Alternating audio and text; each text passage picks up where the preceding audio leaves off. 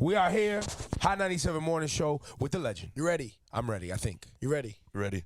Bunji Garlin. Ready. Woo! It's a good Ready. day. So Cypher Sounds, you would know better than I.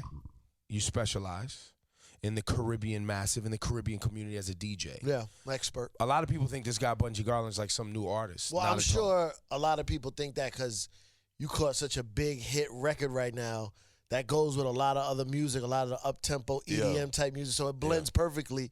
So people must think, oh, who's this new guy? Yeah. Well, that record right now is just a culmination of all the hard work over the years. Yeah. Trying different styles, different melodies, different formulas, all different chemistries, and musical-wise, to probably find the right formula for the music that we've been doing for more like over 100 years. Just like 100 years. Yeah. So is that why the title is Differentology? Well, the word differentology, which actually means nothing at all because it's not an actual word. But I was playing with that. I usually like to try my best to be like an inventor of words, right? So I hope to get a phone call from Oxford sometime soon to play some words in the dictionary. So you're like eventually. the E40 or the Ghostface of soca music. All right, good. Yeah, but you know why Right? you won't So- get the Oxford call? Yeah. Because the differentology is not in the hook of the song. Good point. You got to do a remix and put it in But there. I don't think so neither. It just might work. But the reason why I chose the name Differentology, it was a word I was playing with since last year because this song was released November 7th, 2012. I remember hitting Twitter and saying 2013 is going to be the year of Differentology. And so some of my tweets, it was like, yo, what's that word? We never heard that word. I like that word. So I just kept it and kept playing with it. Yeah. And when we did the song, we was trying, because of the nature of the song, and no soca track has ever been done like that, right? In that way. And what do you mean? Like program drums instead of live music? Well, no, we do a lot of program stuff now. But soca music is, the way it is designed is more like a happy music. It is known as the happy music. Yeah. And because of its extreme joyousness, it is somewhat limited to the arenas and times that it will play. So you get it more for like festivities, the carnivals and stuff like that. But maybe not like a regular daytime song. Not really, unless you're in the Caribbean diaspora. Right. Or like this record when it's 1 o'clock in the morning and it's some sinister dark in the club and it's got those like dark chords and sinister music. That's the difference with Differentology. There's a dark atmosphere, kind of melancholy. But yet it still tells the story of the festivities, but it also relates to the story of life itself. You know, you wake in the morning to get up to go to work, you're ready for the road, stuff like that. And we wanted to find a name that probably will have nothing to do with the song to become a conversation piece. Right. And we said, hey, just name the song Differentology, and everyone agreed. And for like the first month of release, back home in Trinidad, there was debates and phone calls on why you think the song name is Differentology, and people would be calling in and discussions, and I said, guys, we achieved the goal. The objective of when you put out a musical piece, I wouldn't say a masterpiece, but a musical piece, one of the key points is to get people buzzing about the song, whichever way you could. Yeah. They spent a whole month discussing why the song name was Differentology, and there's no word in the song named Differentology. By the time they figure out, no, one has nothing to do with the other. It's already in your blood anyway. But it's a conversation. Exactly. And it feels good. Exactly. Bunji Garlin is here, the legend. Differentology would be, by definition, ology, the study of different. Exactly. I like it. The study of difference. Exactly. And I master different. Now, I was told to ask you by our good friend Cardinal Official, who says he's like a brother to you, Yes, sir. that we should make you freestyle. No. No, we shouldn't make you? No. Will you freestyle? Can we ask you to freestyle? Well, maybe if you ask politely. Okay, but ask politely. But you can't. No making anything. No. He said he said when you go on stage and you could freestyle a whole hour show if you needed to. Yes. But there's Freestyle, what does that mean? Like you're making up lyrics on off the top of your head in the moment. spot. Yeah. But that's how we learned it back home. When all of us was in school, we gathered like in a circle, 7 of us, 8, 9, 10 of us, exactly, right? And someone start beatbox or pounding the table or something, making a rhythm, and we just start free flow. Right. And that's not necessarily like a clash atmosphere where you go lyric for lyric. It's just everyone just off the top of your head, whatever it comes, and we flow. And that will be going on for something like 2 hours long, 3 hours long. And we've been doing that when we was 15, 16, you know, and that was our interpretation or our understanding of what we saw on TV or we read about in magazines and stuff like that. So we wanted to do the same. And of course, at the time we was doing it, the musical influences from around the world was very heavy in flowing into Trinidad and Tobago. So you're talking about from the disco era back, and it went straight over into the pop era. And then, well, of course, before the actual word hip hop, when it was all considered as rap, all that momentum, and that's when the sound systems in Jamaica just started picking up.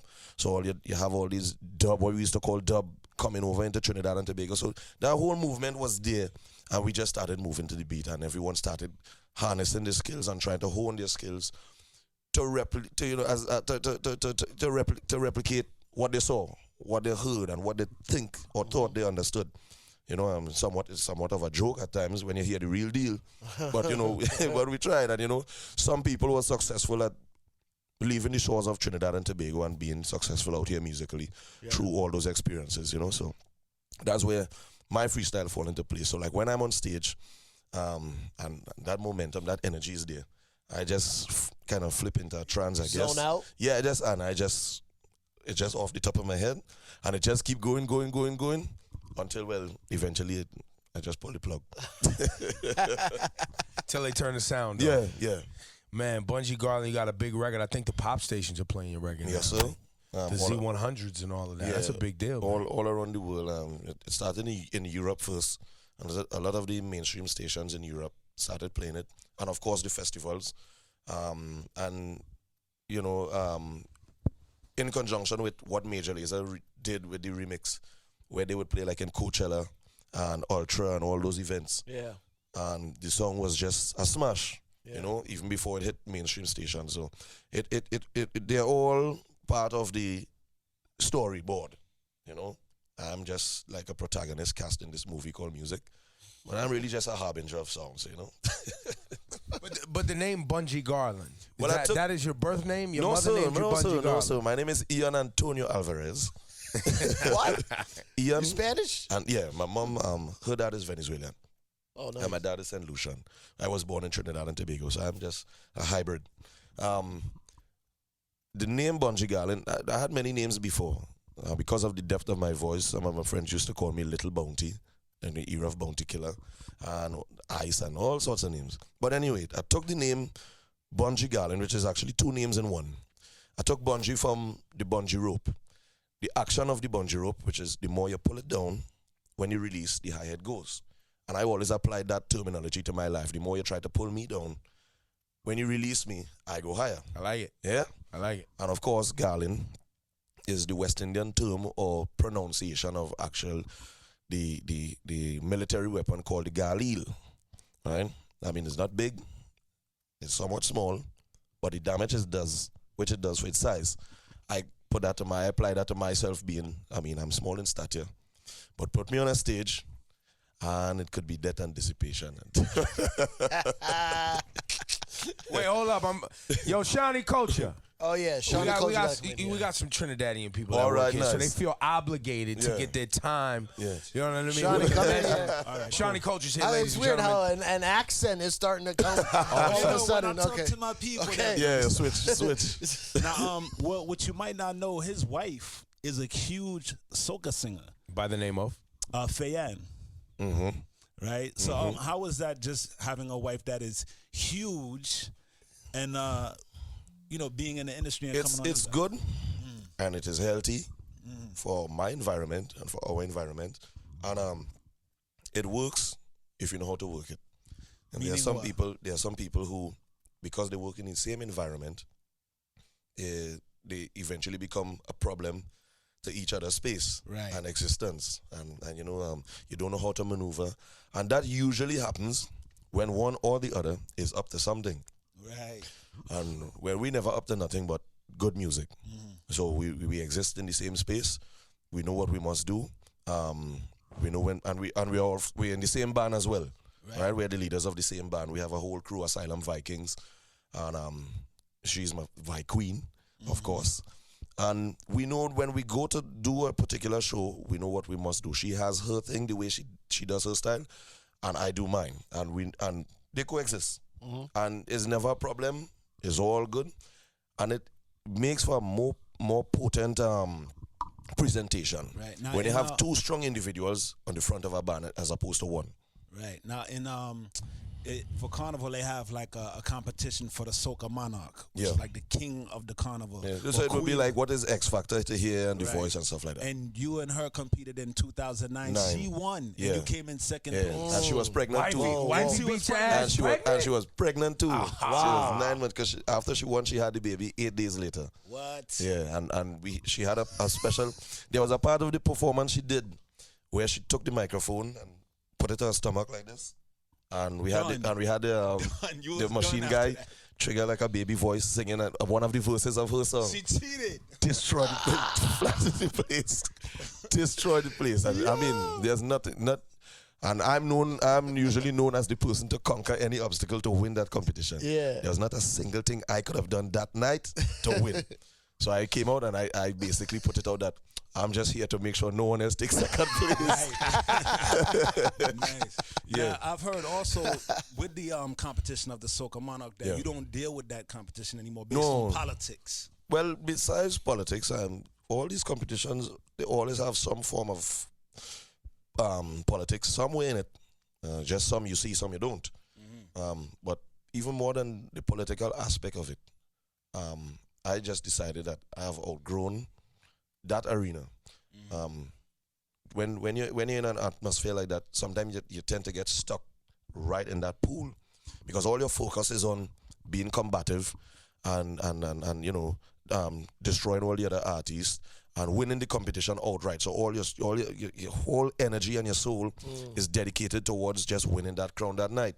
But when you win that night, you have 9 months or 10 months existing to still provide music to people around the world. Now, when you decide now to take time out to go and find time now to do other music to present, sometimes it's too late. The festivals move on, people move on, they fly back to the countries where they came from. They're not so deep into the experience anymore. It's something like Soca Monarch is something like Cirque du Soleil, right? It's a visual experience. It's all good, but when you leave that moment, it's not a moment you're actually looking forward to hold for the rest of your life until sounds the next like year. what I tell battle rappers. Yeah. About all they do all day is talk about battle rap. But you can't make no songs. And if you're not literally watching the battle, I don't want to hear you battle rap. I want to hear some songs. That's exactly it. You know what I mean? That is So exactly now you basically won the war with this song right here because most of these soca artists cannot cross over based on, like you said, the tempo of music and how it fits into what you trying to say? Marshall Montano's upset? Is what you trying to say? He might be upset. Is he upset? He trying to say? He feeling some type. That's Bunji might have upset the cart right here. Well, I wouldn't say that. And I don't know, and I wouldn't say that, and I wouldn't even spare that thought, because we all have a mission ahead of us. And our mission is constant, which is to continuously provide music for the world to feel it.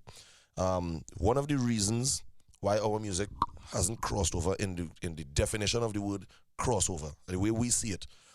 This music has been existing for over 100 years, right? But yet still you just find like at one time Arrow's Hot Hot Hot, which was redone by Buster Poindexter, Who Let the Dogs Out. Way before that, it was like old calypsos like Rum and Coca-Cola, Dare You. I mean, look at that time span and look at so few successes internationally for our music.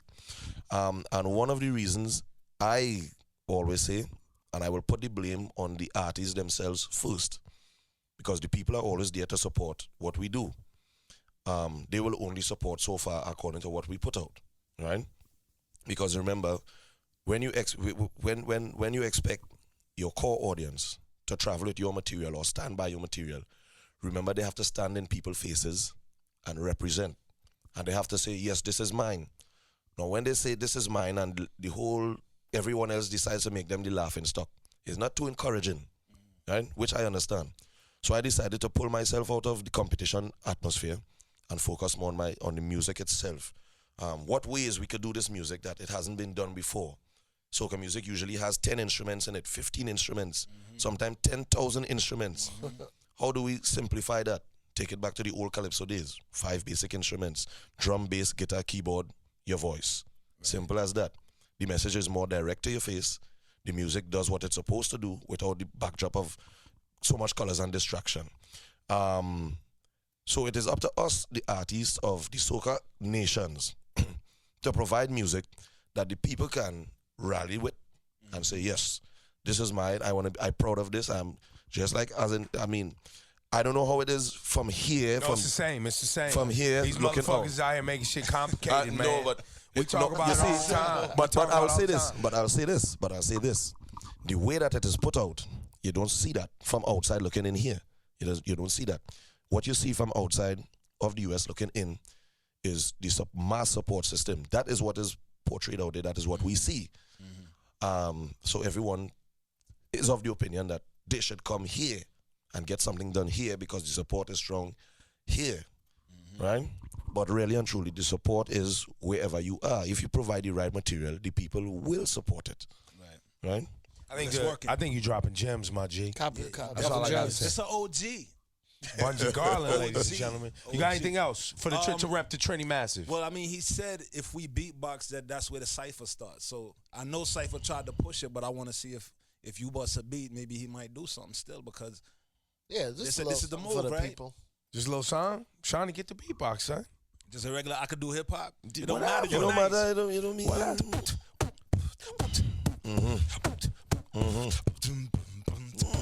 Nice beat.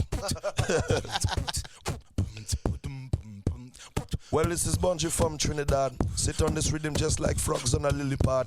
Them want to ask me question and ask how me really bad. Tell them I'm Bunji Garlin coming from the soca yard. We on the morning show, Hot 97.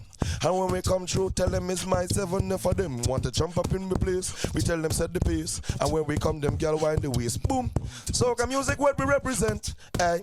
I'm from the Trini element. The with the red, black and white. And we keep it here tonight. And this thing is video recording. I thought it was live. I hope I make a mistake. I hope my people don't bust my throat and try to eat me like I was a fish cake.